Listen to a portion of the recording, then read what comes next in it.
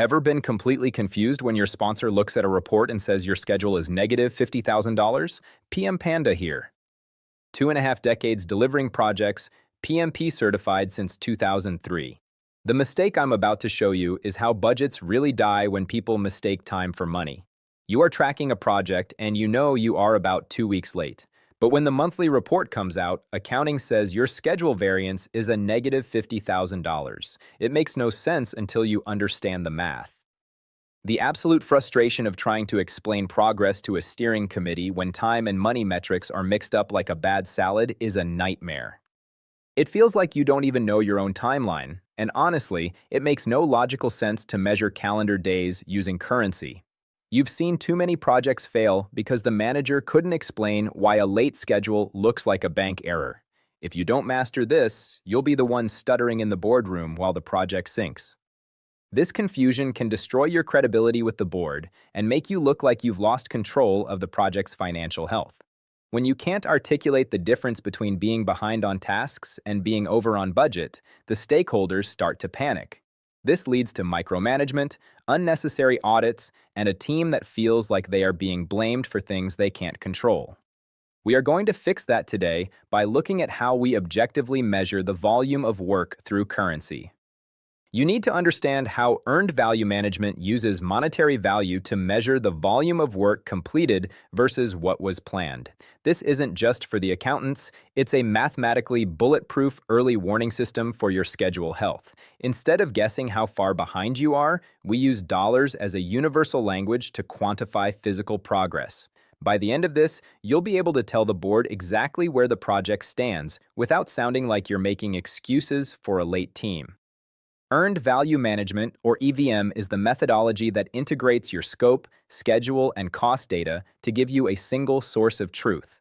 Most people track these things in silos, which is exactly how disasters stay hidden until it's too late to fix them.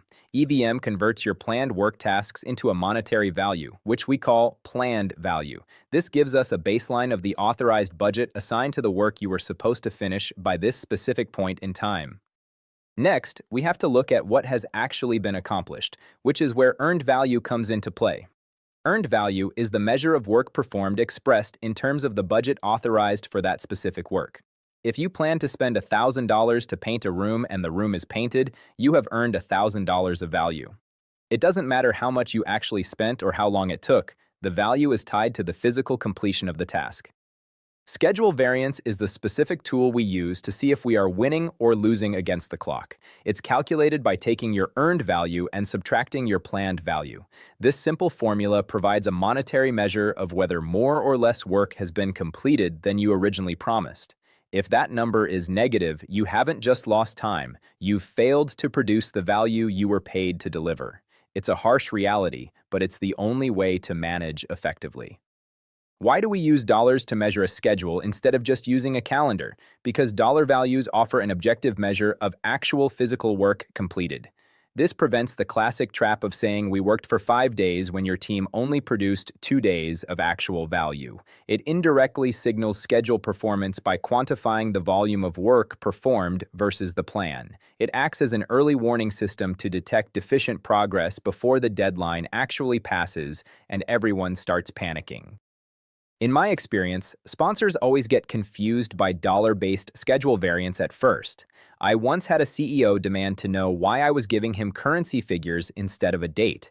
The trick is to always translate that dollar variance into lost deliverables for the client. If you tell them you are $20,000 behind, they blink. If you tell them that $20,000 represents the missing cooling system for the server room, they suddenly understand exactly why the schedule is in trouble. Let's look at a worked example involving an international hospital software integration. The project manager plans to install $100,000 worth of software over a 10-week period. To keep things simple, that means the planned value is exactly $10,000 per week. By the time we reach the end of week 5, our project baseline says our planned value should be $50,000. This is what we told the stakeholders we would accomplish by this halfway point in the project timeline.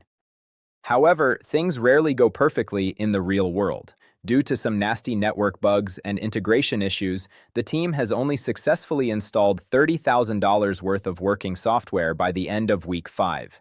This 30,000 is our earned value. Even though the team has been sitting at their desks for 5 full weeks, they have only produced $30,000 worth of actual usable progress. We aren't interested in how many hours they build, we only care about value delivered. Now we calculate the schedule variance to see the damage. We take our earned value of 30,000 and subtract our planned value of 50,000. This leaves us with a schedule variance of negative $20,000. Even though the project manager conceptually knows they are about 2 weeks behind schedule, the negative 20,000 tells the steering committee exactly how much business value is lagging. It serves as an objective and undisputable indicator that the project is not performing at the required rate. This negative variance is your proof that something is wrong. It shows that you have essentially borrowed time from the future that you haven't paid for yet.